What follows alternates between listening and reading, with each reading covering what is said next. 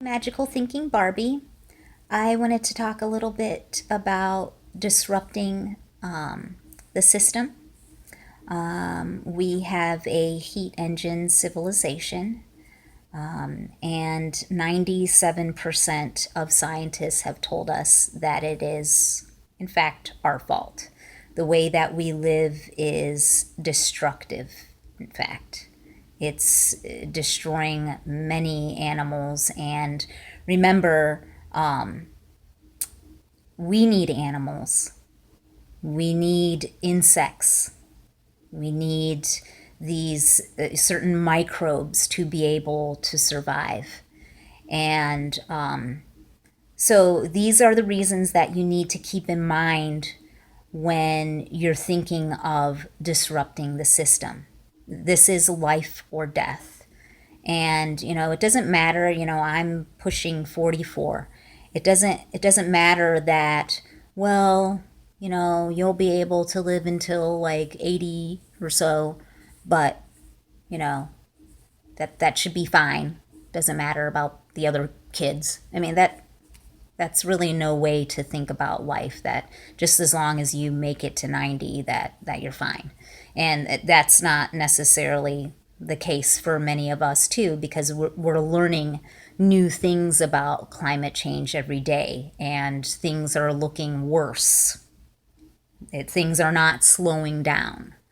So some ways to be about disrupting the system are already going on. In fact, there are certain groups of millennials who are just backpacking around the United States. They're not really a part of the system.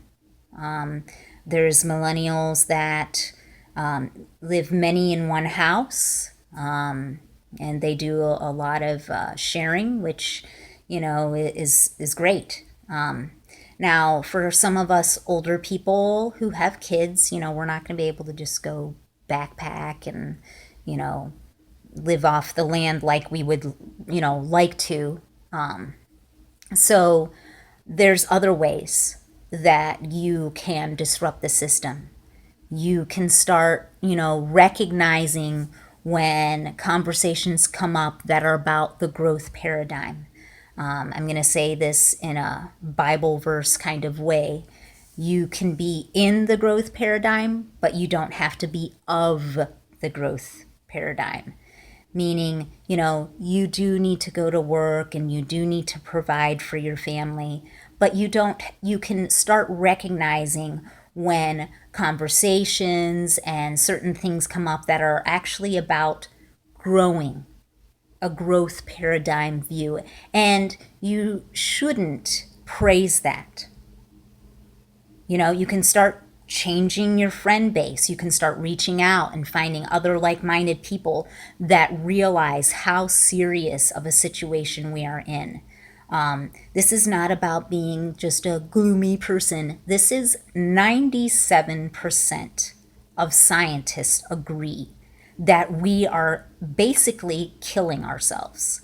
So, you may get people that will tell you, "Oh, you're kind of gloom and doom. I don't really like to think about those things." Well, that's just reality. Do you send your kid off to school to learn about gravity and other scientific facts and just say, "Hey, let's just not believe in gravity"? you know no, you don't do that. So I mean, these are things that we need to put on our big girl and big boy pants and really look at and start doing disruption.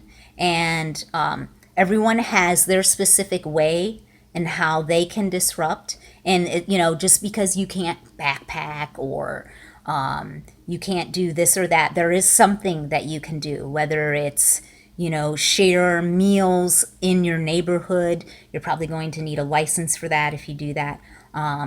You also, in fact, if you panhandle like some of these millennials are doing as they backpack throughout the United States, you also need a license for that.